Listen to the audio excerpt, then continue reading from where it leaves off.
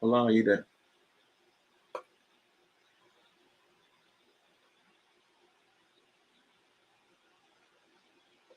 Hola, I'm not sure we can hear you. Maybe it's your mic or something.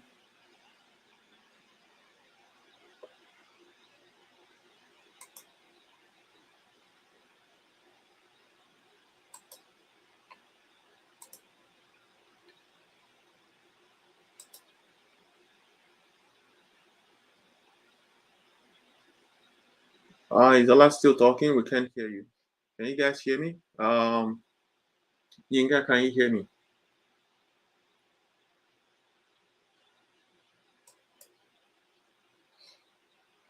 Can you do like a thumbs up or something like that if you can hear me?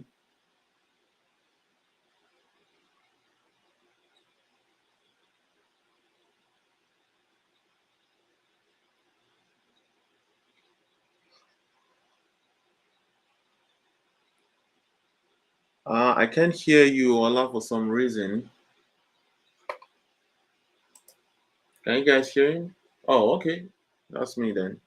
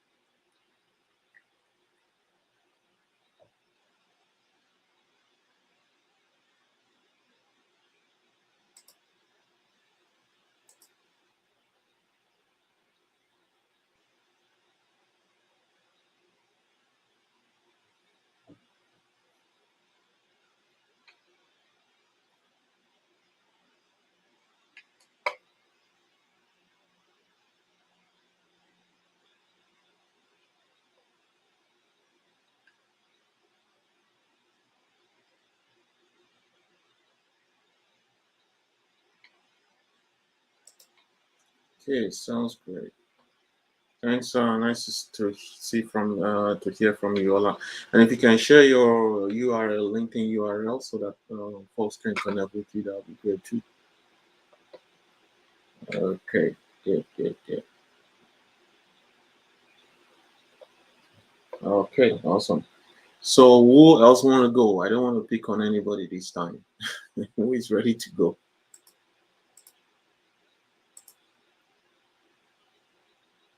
Anybody?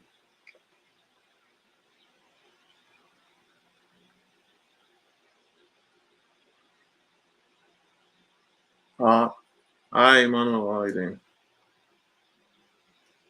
Yeah.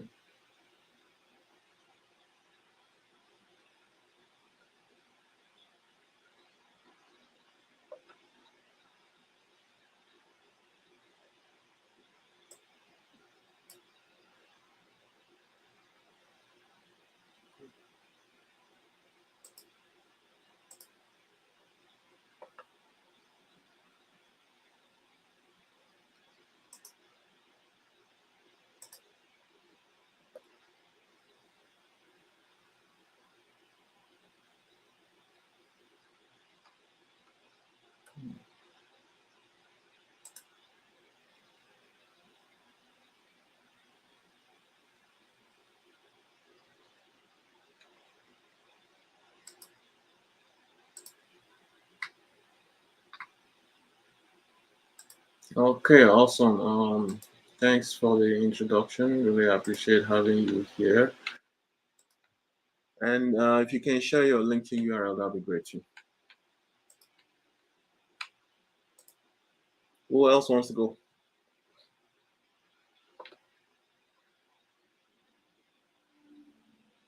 Okay, go ahead.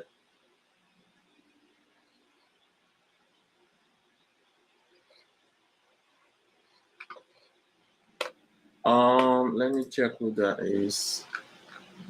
Um, okay, who is? I think it's Tosin. That was who was speaking just now. Chika. Okay, Chika, you can go.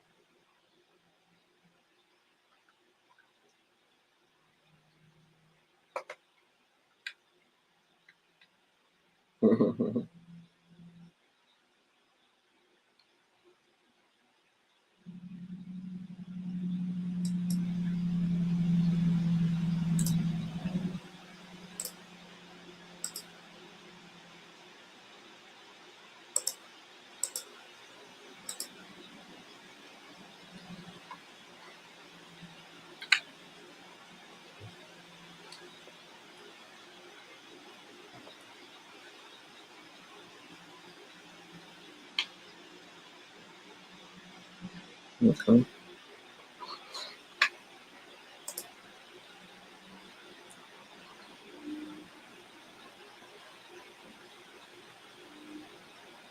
Okay, great.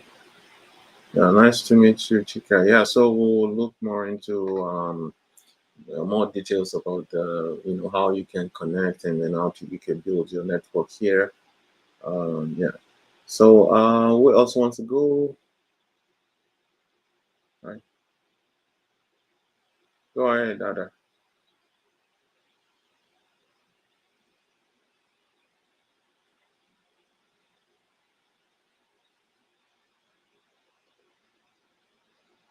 Right.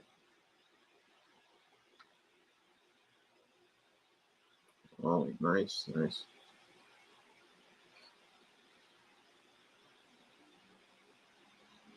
Right. Okay, great. Awesome. Thanks. I think so far I've been seeing supply chain folks. Nice to see that. Yeah. So any other person? Tosin, you want to go now? Yeah.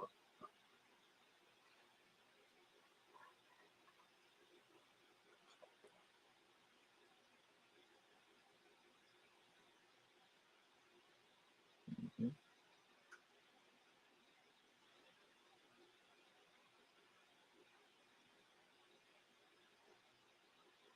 Okay.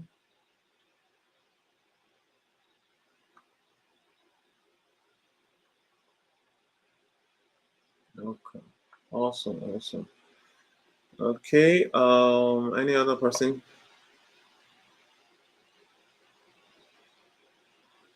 Yeah. Go ahead, John.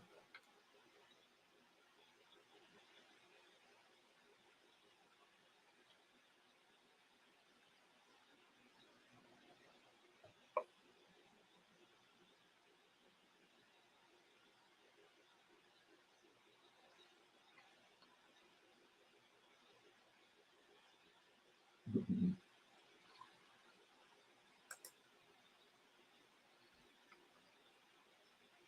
Awesome. Yeah. Please don't forget to share your LinkedIn as you introduce yourself. Any other person there? John, go ahead.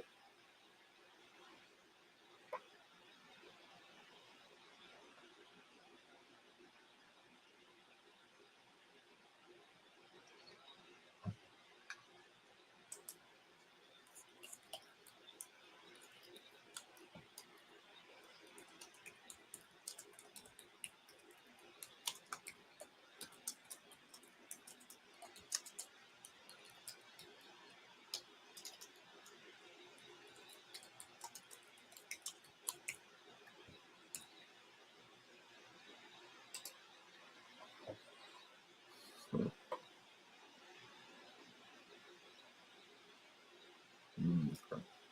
Awesome. Great. Nice one. Who else? Need to move it fast a little bit. Who else want to introduce themselves?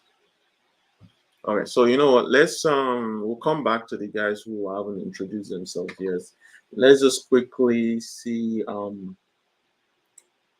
what we can do here with the presentation that I have. I'm just going to be talking about the sociocultural challenges in Canada, which some of you guys who have been here for some time, you know this already. You're probably experiencing it already, but maybe what we are going to be able to do here is to actually share some insights from from some of us who have been here for some times, having experienced the same challenges. Maybe you can learn one or two things from us. In terms of the cultural norms in Canada, Okay, just give me a second here. I think I need to share my screen with you guys.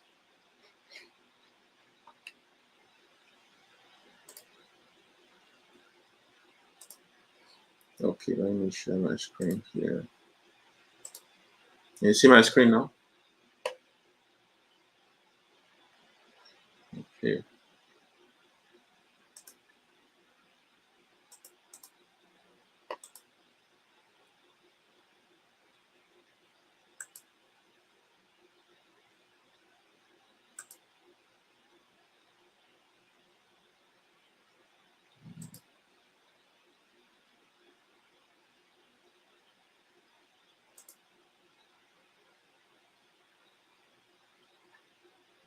Yeah. Okay. See better now? Can you still see my screen? Okay, great. Yeah, so when it comes to the cultural norm in Canada, I mean, Canada, you would say it's a social. I mean, it's a there's social cultural diversity in Canada. Of course, the makeup of Canada is majorly of people from other culture aside from the Aboriginals, right? So, in a way, you will kind of think that being a multicultural environment makes it easy for you, like somebody who's coming from a different culture, to integrate easily. But it is not necessarily the case because as it is, having people from all of these different culture over the years merged into Canada really has created what you would also call the Canadian culture, of course, deeply influenced by North America's culture, that is United States, and also the European culture, or it's the what we'll call the predominant culture. So even if you have this bubbles of other cultures in Canada, be the Nigerian, the Jamaican, or let's say the Ukrainian culture and all of that, there is still predominantly that the Western culture that we also see here in Canada. And some of the things here you guys might have experienced it. So I thought, okay, instead of me just talking about it, why don't just I give you the opportunity to tell us what this experience looks like, having experienced it yourself so far. So what you see me showing you here is a slido.com. So if you can go to slido.com, basically is a place where you can just tell us what you think the culture of Canada as is in terms of your own experience. So go to slido.com and then put in these numbers there. So while I'm going through the slides, you can be doing that, and we'll come back to that later to look at what you guys can speak of in terms of the Canadian culture. So I will type it here also in the chat box, slido.com, and the code to use is 1668803. Okay, 1668803. That there you have it. So let me know. Give me a second here.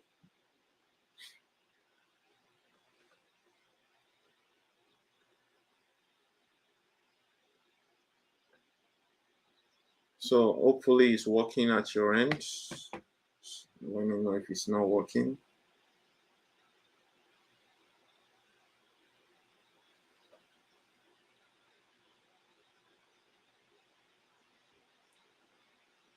Okay. Okay. So yeah, there are different ways you can think about the Canadian culture, the family life.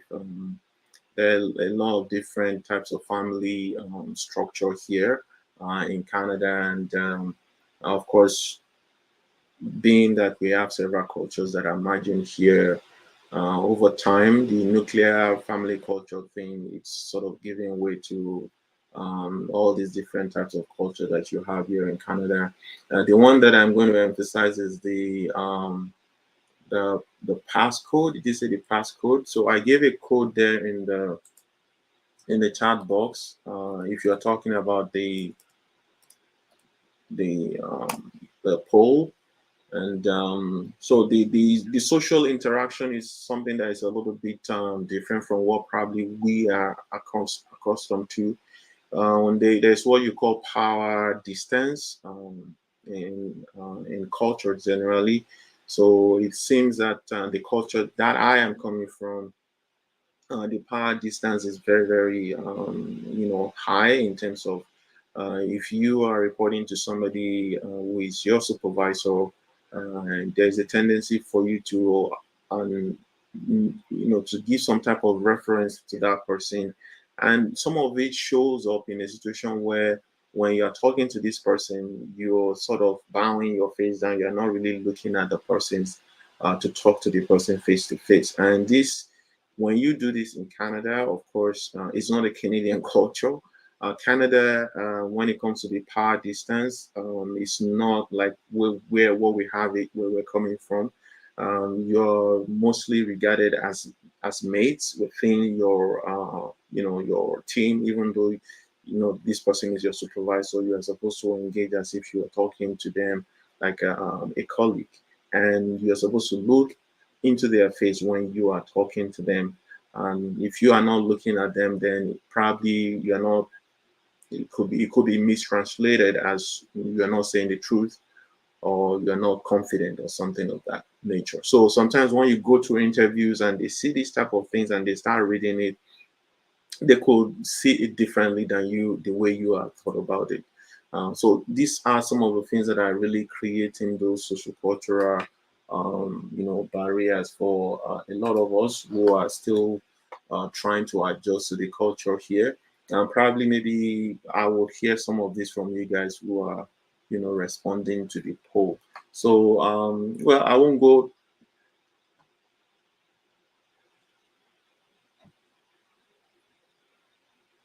Oh, sorry, man, but I think I was chatting with somebody before, so that's so that's the person I was sending the code to. Okay, so you should have it now.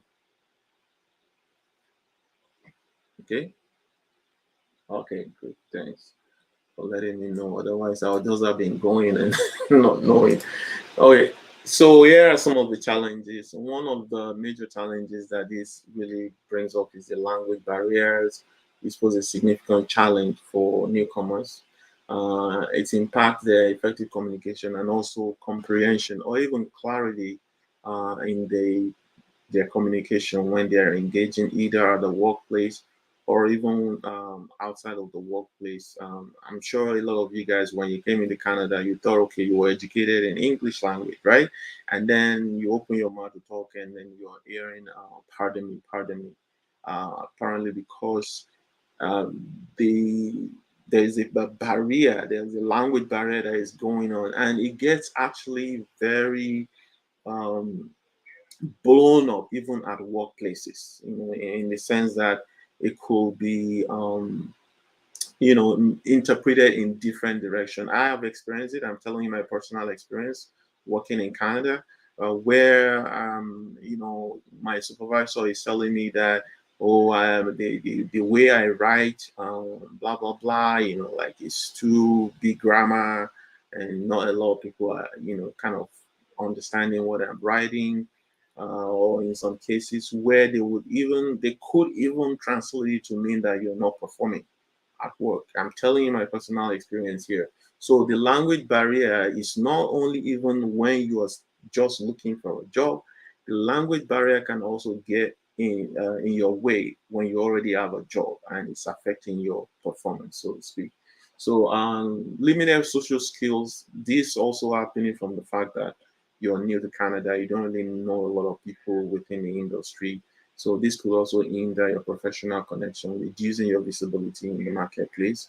Lack of social capital. This happens for maybe a lot of people who maybe like me, who are introverts and they're not really like engaging socially. This would also impede their ability to build their social capital. which is the opportunity for them to be able to, you know, build their social network, which gives them access to career or job opportunities. And the other one is the hidden job market. Because of all of these barriers, it is possible that you don't actually engage or socialize your job search. All you're just doing is applying randomly to jobs online, which is the very ineffective job search method, right? So that is some of the barriers. Um, okay, let me go back a little bit here. I think my system is a little bit slow here. So the language barriers, as you can see, in essence, we have pronunciation and accents issue. I don't know if some of you guys already are experiencing this. Well, the issue of articulating ourselves sometimes could happen because we don't have that confidence because we're talking, somebody is saying, pardon me, every time. And now, how do you have confidence to be able to even articulate yourself in this type of environment where it appears that nobody is even hearing what you're saying, even though you thought you had a PhD in English, right?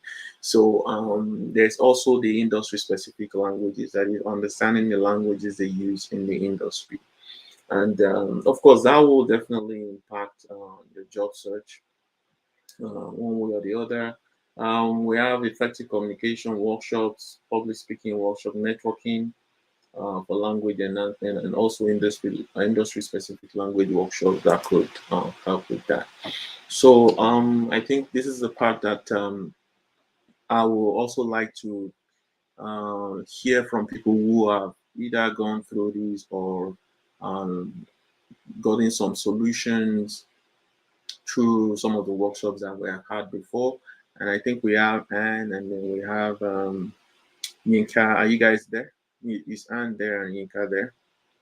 If you can quickly share with us in terms of the effective communication workshops that you guys have attended. What are the things that resonates with you in terms of how these issues is being addressed, especially the ones that I've mentioned so far?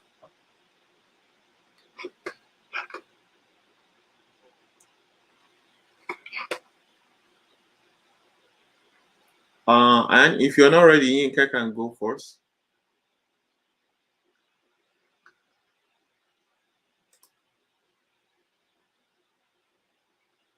Is Yinka there? Okay. Yeah. Okay. Go ahead. Go ahead. Yeah.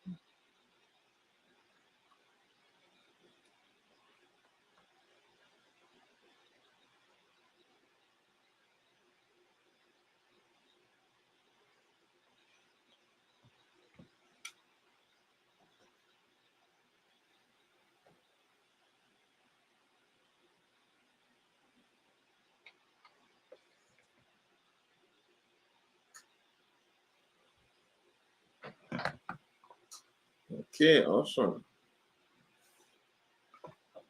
Thanks, Yinka.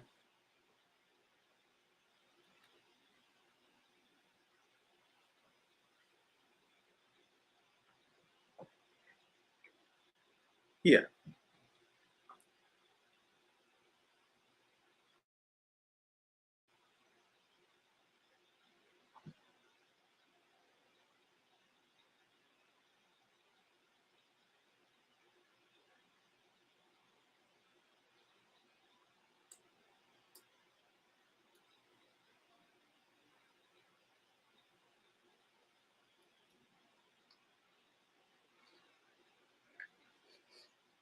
Okay, awesome. Thanks, Yinka.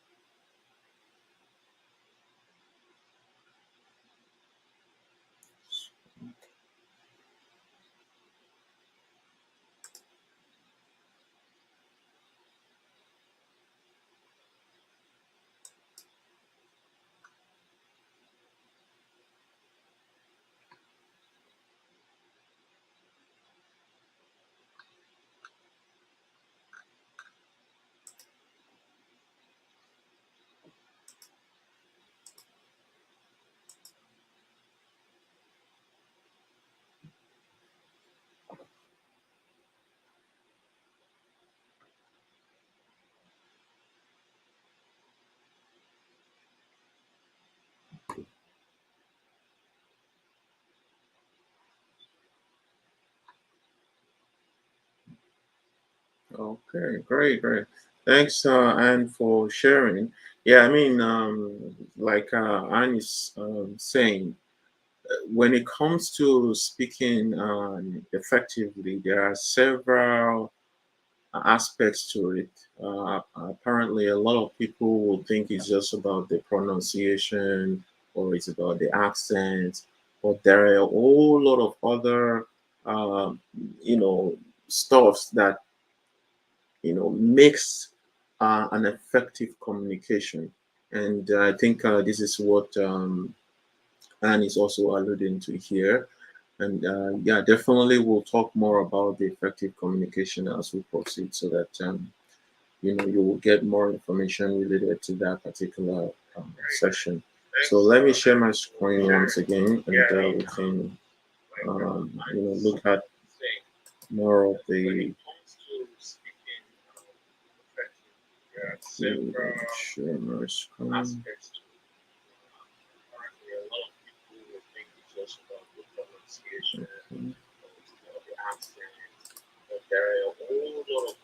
I hope you can see my screen there.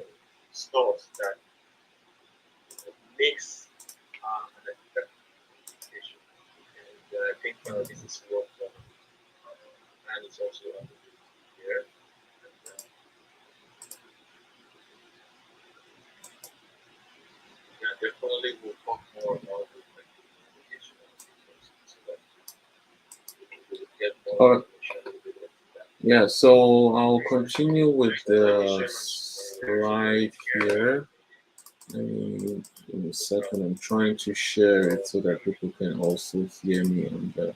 So I want to believe that the slide result is ready. Give me a second here so that I can share that also. Okay. Okay, I see. Describe a Canadian experience of culture shock in one word. So we have communication, language barrier, sensitive, friendly, confusing. Hmm. Okay, so just about five people, I think, actually responded to this, if not four. So you can continue to add to that. I'll leave it open throughout, and hopefully I can come back to it later. Okay, so well, the lack of social capital, I think I already emphasized on. This is actually something that is also very major. Really, it's about not having access to the right people. How do we say it differently that you know you can connect to it in the way we express it back home, like not knowing people. So they will say something like, your network is your network, right? If you don't know people, well, how do you get things done, or how do you gain access to the right opportunity? So this is really what this lack of social capital is about, and a lot of it, it's something that you're able to improve upon by networking or engaging in networking activity, but not only just showing up. That is really not networking. I like to emphasize this every time, because a lot of the times it's always thrown out there that, oh, you should go on network, you should go on network. But networking really is about adding value. So it's one thing for you to go out there and connect with people. It's another thing for you to actually nurture those relationships that you are building as you're networking, and learning about those people so that you can add value to what they are doing. I can give example a lot of people who have come through our network here in the supply chain industry network that have actually helped in that manner, whereby they put their time, their effort towards helping to build a network. They share their resources, and this way it becomes a social capital for them. And I can give an example of actually Yinka that just spoke not quite long ago. We have this industry connect that we did last year, where he participated as um, a volunteer. And, you know, recently when he had a job interview and they were looking for references, and well, he reached out to me and see how I can help with that. I'm like, okay, well, why not? Because I have some things that I could provide in terms of how he has helped, and that way it's easy for me to be able to give him a reference, even though he hasn't worked for me as if I'm, the supervisor, right? So this is what we mean by adding value. In fact, I remember very well that there was a question they asked me specifically when I was on the phone providing that reference. They asked me, okay, what is one thing that he has done to actually maybe help improve a situation? That is a tough question for me to answer, because it's not like he worked for me that I'm supervising his work. But I remember during that event what he actually did, and I remember right on the spot what he did. There was a time when one of the speakers was having issues with speaking with the audiovisual, right? And I remember that particular instant, and I mentioned that to the lady who was asking me about how he has helped improve. Yeah, there was a time where we had issues with the audio visual system, and we reached out immediately to help fix that audio visual situation. So my point here is this: that when we talk about networking, is really about building your social capital. And how do you do that? By adding value to the people that you are meeting. Not just, oh, I met this person. Okay, so you met 10 people here today, right? Then after that, what? Right? So you have to take it to the next level by connecting with these persons one to one, and then learning about their own journey, and then from there learning how can you support what they are doing, or how can you provide information that could help them. In the same manner, you could do it with our supply chain industry network here, where we actually have several ways that you can support depending on what is of interest to you. So I will leave that. You can see all of the other things that they mentioned here: active participation, volunteering, and etc. Okay, so let's move on. Hidden job market. So this is also another one that I will put more focus on. When it comes to hidden job market, I'm sure you've heard it already here in Canada that a lot of jobs are actually filled through the hidden job market. They will say this way that 80% of the jobs that are actually available in the market are hidden. So what they are saying in essence here is that the people you know will help you um, in your job search. It will help you to be more effective in your job search than if you're just applying the jobs randomly. And I do say it a lot of the times that most of the jobs that we have out there, they actually already identified somebody, believe it or not. 80% of the jobs that are posted online, they already identified somebody. So you might have the question that, okay, so why did they post it online? Well, HR asked them to do that. Because I used to compare it a lot with procurement because I'm from the procurement world, and this is the way it works. I'm a project sponsor. I want somebody to do some job, okay, or I want to buy some equipment for some of the project I'm working on. You realize that these project sponsors have policies in their organization through which they have to make these purchases. And one of those policies saying that if you are purchasing anything above $25,000, that you need to get more quotations. You can't just pick one person and say, oh, that's the person. Exactly the same thing in HR. You can't just, oh, we want to fill this role. I have a brother or I have a sister or I have somebody that, I think can do it, and then just put that person in that role, right? That would never happen, even in small businesses. So, and this is what is going on. What that means is that if you do not actually know people who are within this industry who are looking to fill this role, your chances of becoming the preferred candidate is very, very low. Meaning you are applying as a random candidate. They don't know you from nowhere. Trust is very, very key in any business. And any random candidate that is applying to these jobs represent a risk, several risks. Okay, it could be flight risk. Okay, you get this job, it's too low for you. In the next 1 week, you take off. Okay, there's also the risk that they employ you, performance risk. You can't really do the job because, of course, everybody embellishes their resume, right? So my point here is when you actually know somebody that was referred because they've seen their job somewhere else, they've done something somewhere else, and they say, okay, I know this person, he has done something like this before. The chances that that person is going to become the preferred candidate is very high. And this also happens very early in the job, the recruitment process. Okay, so if you are coming late as a random candidate, the chances that you will be the preferred candidate is nil, so to speak. So a lot of the times when you're applying to jobs online, you are actually applying, you are competing with a preferred candidate when you're applying to jobs online. So you need to take that away. If that's something you need to take away from today, know that most of the jobs you are applying to, you are potentially competing with a preferred candidate. Okay. So this is the way I could describe it better. You have this the hiring pyramid is what we call it. The hiring pyramid basically is telling you how job search works, or let's say recruitment works. So basically, this is how the employer search for employees or how they fill the roles.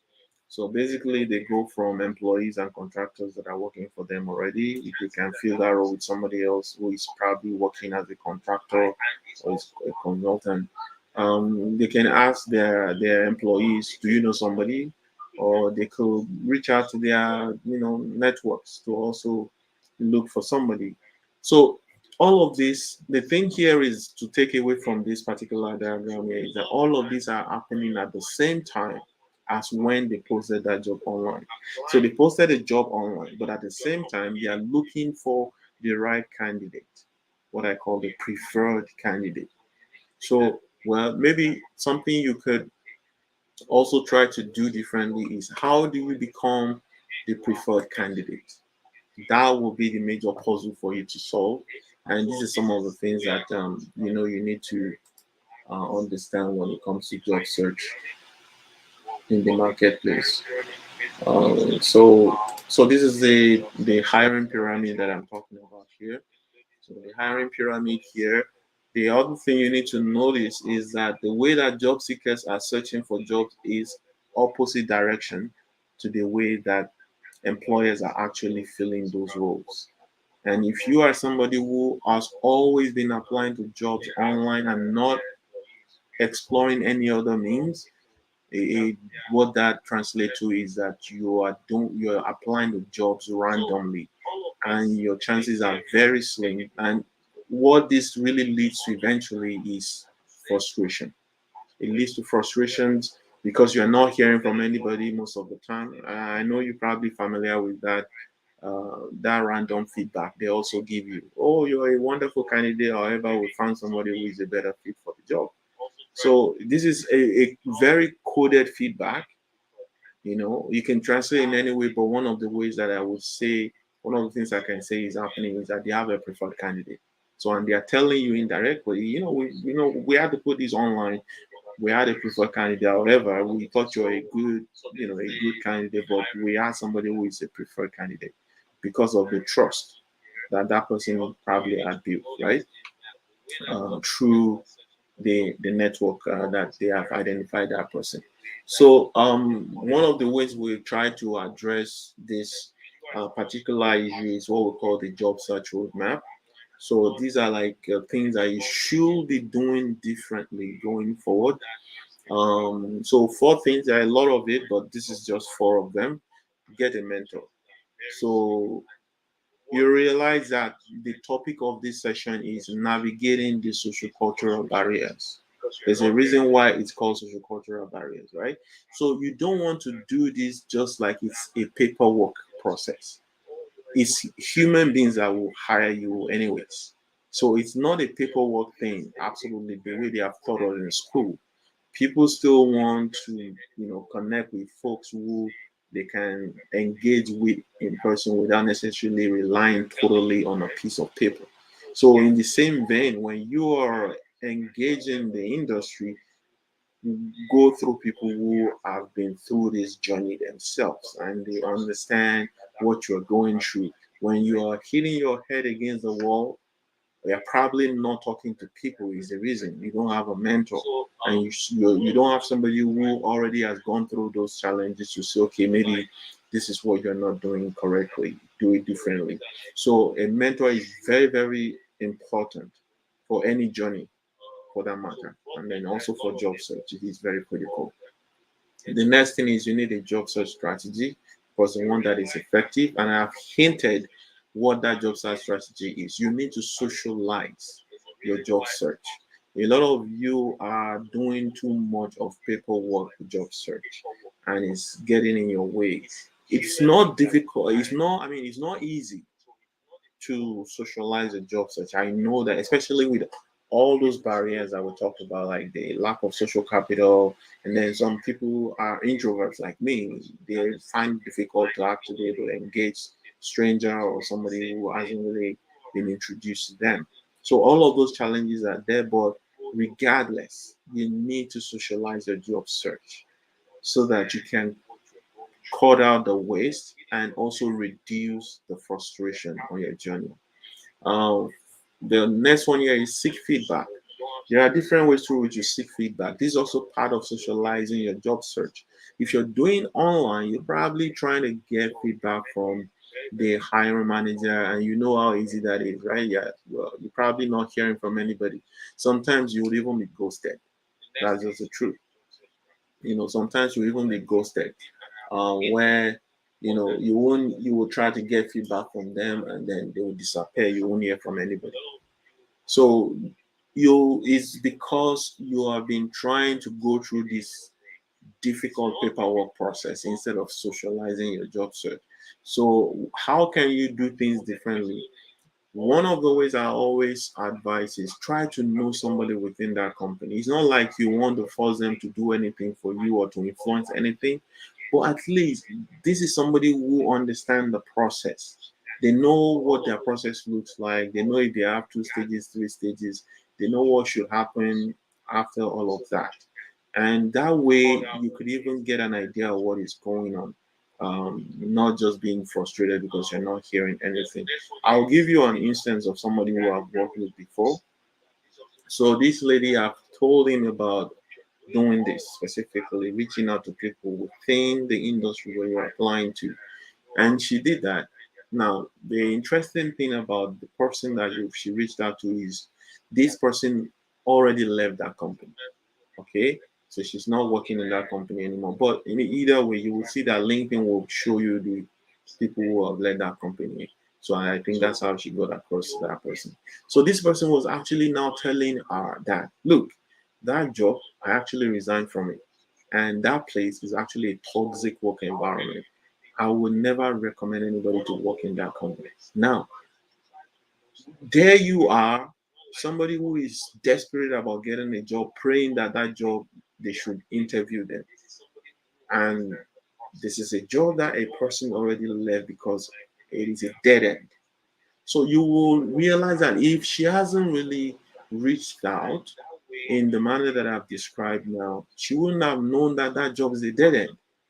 And nobody will come out of the company who is currently still working for the company and tell you that, oh, it's not a good place to work, even though sometimes I know they will tell you in confidence. But my point here is that you wouldn't have had any clue that you are going in the wrong direction if nobody had told you that, oh, that place is not a good place to work. And for us who are foreign trained immigrant, black, minorities, we need to have those type of information so that you don't end up in a dead end job. All right.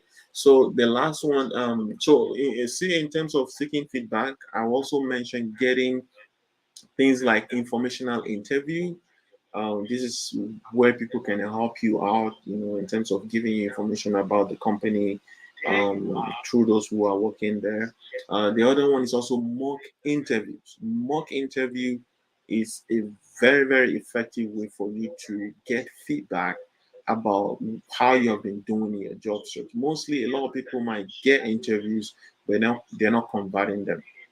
But if you do a mock interview, even though it's mock, it puts you in that mental state of you doing an interview whereby it gets you mentally ready. And you can also get feedback on what you're probably not doing right, especially given you have not really been converting your interview. A mock interview is like a very, very effective way for you to get feedback on how to get better. Now, the final one is upgrading your mindset. So this kind of captures everything in terms of the approach of the job search roadmap. That the job search roadmap is in itself is a continuous improvement. We develop it through research in lean methodology, and we realize that the way for you to not be frustrated in job search is to have this type of mindset, also called a growth mindset. It's also called a growth mindset. So it's not a mindset where, oh, you think everything should work out fine the first time, everything should be perfect, and because of that you are getting frustrated because a lot of folks go into job search thinking of only one outcome. The only outcome they are looking at is I got the job, but it doesn't happen that way. Job search, or let me put it this way, in a better way for you, any success, any success is a failure under control. Okay, I hope I'm making sense. Any success at all is failure under control. So if there's anything you're looking to do successfully in life, no matter what that thing is, you need to have some expectation of, okay, it may work out well or it may not work out well. If it doesn't work out well, what can I do different? What can I learn from that event, okay, of failure? So I call it an event. The reason I call it an event is that a lot of people a personalized failure. That is a internalized failure. When they go through a failure event, they internalize it as if they are the ones that failed. You know what I'm talking about? So for this reason, instead of them to focus on the event to see how they can improve it for any future interview or any future engagement, they internalize it and now focus on themselves as the source, as a source of failure. And this is a cycle where if you're not careful, it just keep on going, and it leads to what I will call loss of self-esteem, where you no longer even believe in yourself because you internalized it as if you are the one that failed. But it's not that about that event anymore. It's about you. And then you go into this lack of self-esteem situation, and then eventually it leads to what we call job search depression. And I used to tell people that when you go to job search depression, what is really happening is you've now, given up. And even when you see a job you are qualified, or you have the experience, you have the qualification, you would not apply to it once you're in job site depression, because you will want to avoid that pain. You internalize that pain. You didn't address it by doing some type of review, some type of what we call journaling, and all of this type of therapy thing related, but not exactly that. I'm just kind of giving you an idea here on a psychological level what is going on, and you then avoid that pain of rejection, the pain of you call it failure, because you thought it was failure and you didn't see it just as a failed event. So upgrading your mindset is very, very, very important. And for me, it really captures everything that is going on here when we talk about job search roadmap. Okay, so I don't know if you guys have questions. I'm still kind of waiting for questions. I didn't see anything. Okay, somebody said there is a noise here. Sorry about that. Okay, so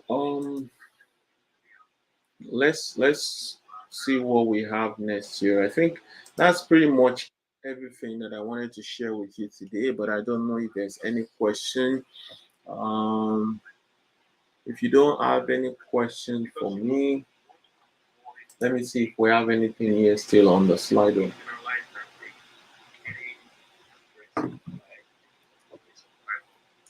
Okay. Okay. So I think confusing, networking, interesting. Okay. So, well, nothing much going on here in terms of the Slido. So, now if you don't have any question, I do actually have a survey that I would like to show. Okay, Samuel, what's your question?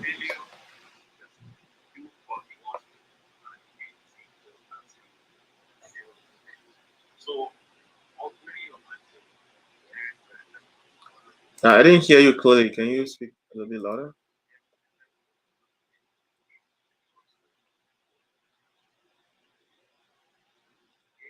Yeah, yeah, yeah. Yeah, so the next one is happening in March. So let me share. Just give me a second here. I'm going to share the link quickly for that. It's happening in March. We actually have a consultant that does this for us. So, and he's a very well known person who one of the speakers at our last Industry Connect event, like you heard from Anne. So let me think, yeah, March. So that's when it's happening. I hope you can see my screen. Okay. So I'm going to share that with you. Okay. So that's it there. So that's the link to the event. I hope I'm sharing that with everybody.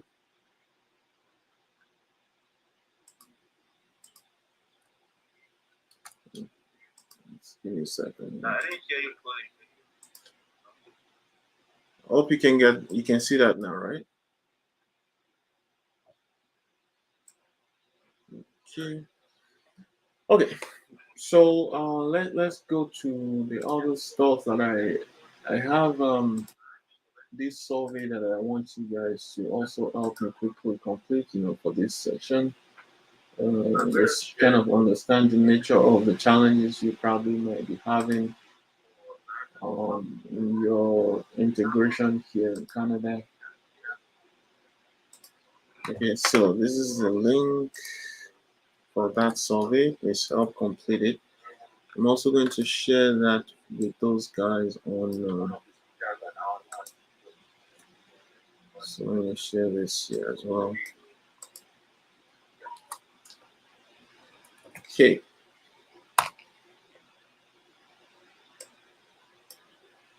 Okay.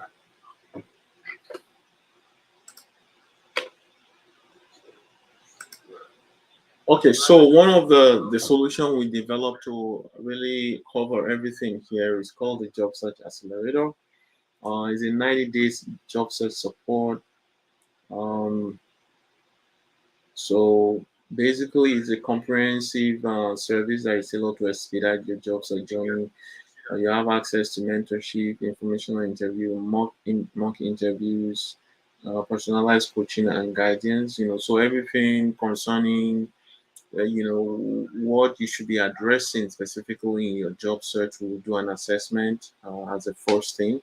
Through this assessment, we'll understand what your challenges are, what your weaknesses are, um, what are the things that should be prioritized. Because sometimes a lot of people just are just all over the place. For example, folks who have supply chain experience, they come into Canada and because they've been told that, oh, you need Canadian work experience, then they start exploring some career that they don't even have any experience in, like business analysis, right? And then they start doing all sort of certification, thereby not actually consolidating on their strength what they really have experience in, whereby they know where this road leads to, but then they go on this path where they don't even know where the road leads to, because of course there's a lot of marketing going on in the industry where people are being sold this six-figure salary, blah blah blah blah blah, and then they go pay money for these certifications so that they could get job quicker. But it doesn't really happen that way. If you there's no silver bullet for this thing. Like I've mentioned earlier, it's really about upgrading your mindset a lot of the time to then see the necessary things you should be doing rather than other things that really don't help you get the right things done. And what we are doing differently with the Job Search Accelerator also is if you are interested in an internship, which the internship does two things. It helps you to get hands-on, whereby you can actually work on maybe some of our projects within Sarah projects, either as a project coordinator, as a procurement coordinator, or whatever that is. Even if it's IT, we can still assign IT related stuff or business analyst related stuff. And this is something that you can do in addition to that job search guidance. So making it a 6 months, 6 months thing, where after going finishing this, if you got a job within the 3 months, great. But if you don't get a job within 3 months, at least you go with that experience that they are looking for after you're done within the 6 months period. And not only that, you also have references that we can provide that you have worked with us. Not only that, on your LinkedIn, this will read as an associate of serial projects. And all of this will be available in the 6 month subscription. So subscription here means that you're going to be paying something on a monthly basis for that 6 months period. So we see this as the right solution for the kind of challenges that front-end professionals are having. So the first step of the 3 months, even if you don't get the job, if you continue until you're done with the 6 months period, you're going with all of the things that they're asking have been issue, especially if you already have experience. Okay, this is something that is very, very practical for those who already have prior experience. If you don't have certification, of course, you would need to enroll in certification, which is separate from this particular service itself. So what I will do is, for those who might be interested in learning more, I will just share my link here. You can do a 15 minutes thing where I could learn. Maybe you have specific questions related to this particular service, and then after we talk for the 15 minutes, hopefully I'll be able to answer some of more questions you might have, which I know some of them will be priced and all this other type of stuff. So that is what I will do here. Let me get okay. So let me stop sharing this for now.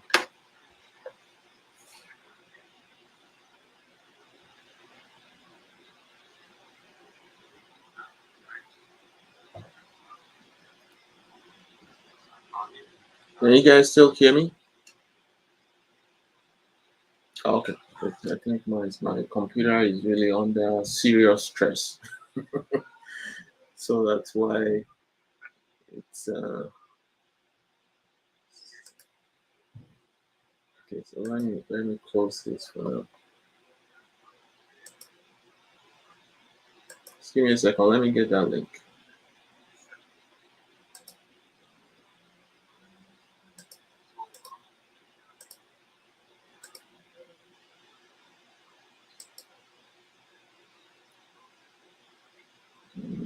For whatever reason, it's not coming up. Okay, let's try it again. So if you haven't joined our network, also we have additional resources on our network. I will encourage you to join our network so you can learn more about what we do and how we can support. So aside from the jobs accelerator, these are the other things you could, additional resources you can have access to. The supply chain school, we have different training that are scheduled. We have SAP training scheduled, PMP training. We have CSCP certification. We also have analytics, so Excel analytics. And we have we're working on the business analysis and the data analytics trainings. And then we have career roadmaps. You can see the career roadmaps in supplyjobs.ca. Okay, let me stop sharing this. Maybe this will help because it looks like even my screen has disappeared. So the supplychainindustry.net is also a place where you can see more information. Let me put this here. I don't know why my Chrome seems to have crashed. Okay, supplyjobs.ca. That will get you more information about all our roadmaps. And then supply chain industry. This is also where you will see all the events, including the networking events that we have scheduled. Supplychainindustry.net. You'll see those here, including this one that we have today. That's actually where it's published.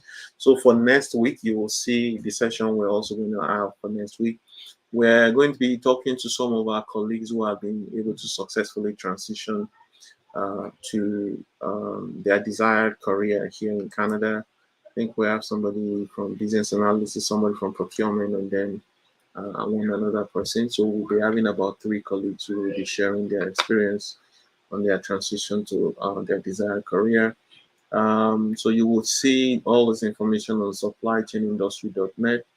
Which other things? So I think the supply chain school is where you will see the certifications trainings, the supply chain school. And we have some training scheduled already that you can enroll into. But if you do have questions, just reach out to me, and then I can provide more information. So let me see. So if you haven't introduced yourself before, or you haven't sent your LinkedIn URL, please do so now. Share your LinkedIn URL so that you can connect with people and you can start building that network. It's very critical. I'm trying to see if I can get my calendar here through another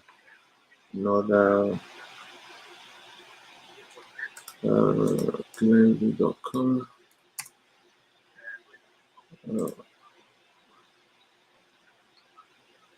okay. Login. Just in a second. Wait.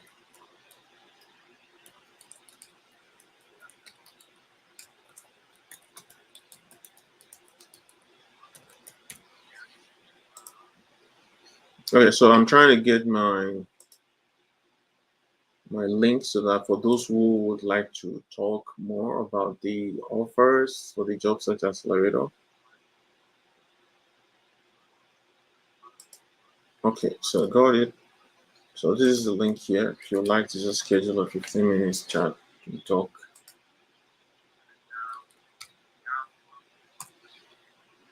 Yeah. So I've also shared that link um, on the live stream as well. Okay. So I think that's all I have. Trying to see if there's any question. I don't still see any questions yet. I believe we have been able to complete that survey. I want you please to help complete that survey before we go here. I even share the results with you while we're here. I think I've only seen 2 participants. So please complete that survey before you go. I'm going to share the link again for the survey. And you help complete the survey. That will help me to learn more about the challenges.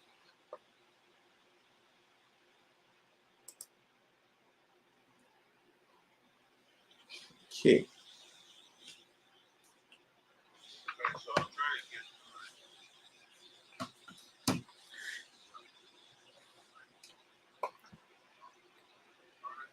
Okay, so let me look at the result for that survey. Yeah, we only have 2 people so far. Please help to complete it.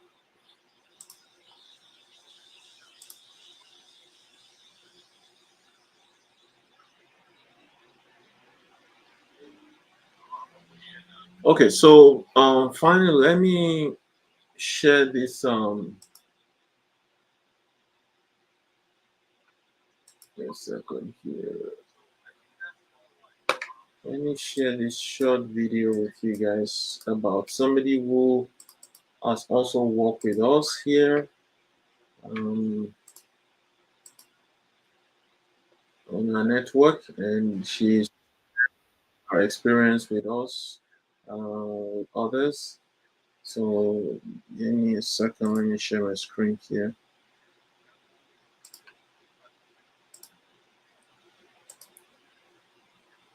So while we're at the survey, we can watch this short video.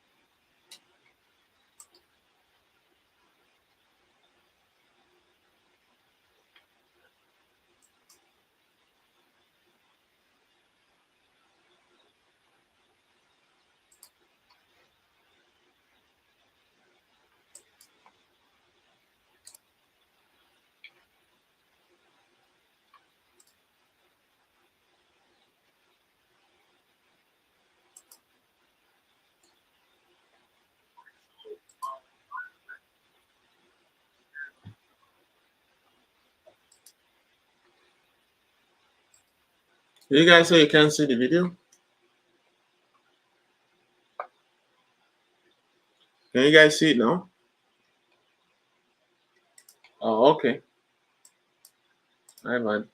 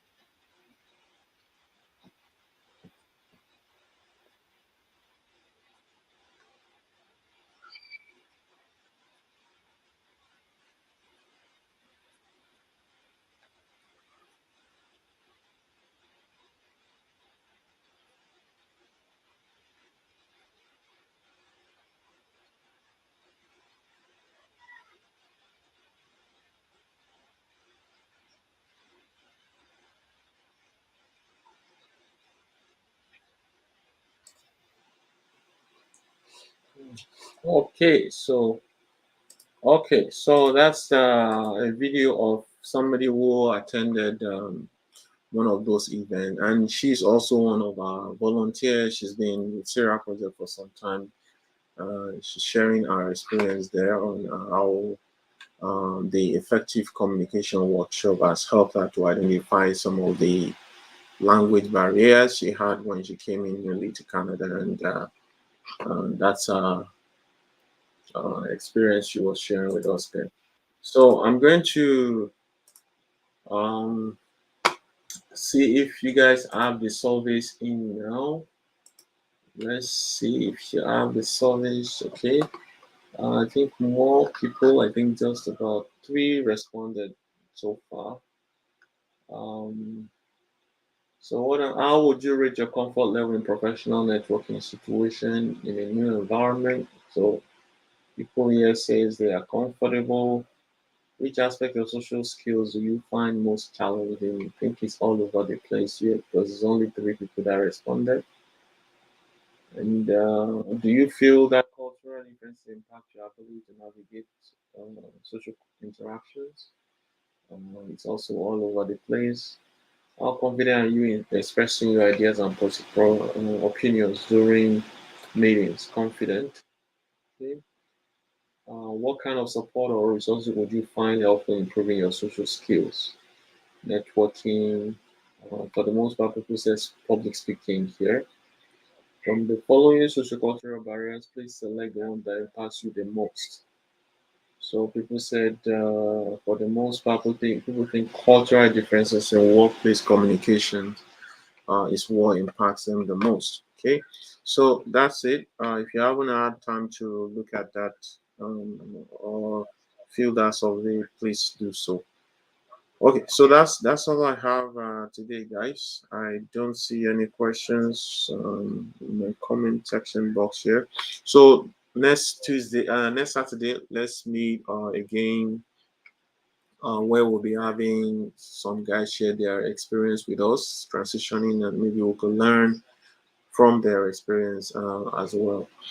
And those who will be interested in mock interview, peradventure you've been doing interviews, especially if you have been in doing interviews and you've not been actually converting the interviews to job offer, do not hesitate to reach out.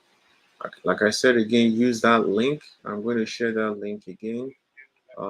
If you have anything you want to talk about, use this link to schedule that with me, and then we could also talk about mock interview if it's something that will be valuable to you. Our next mock interview is February 17th. February 17th. So if you would like to join, um, that will be very, very helpful, especially for those who have been doing interviews but not been able to convert it to a job offer. Okay, so that's it for me today.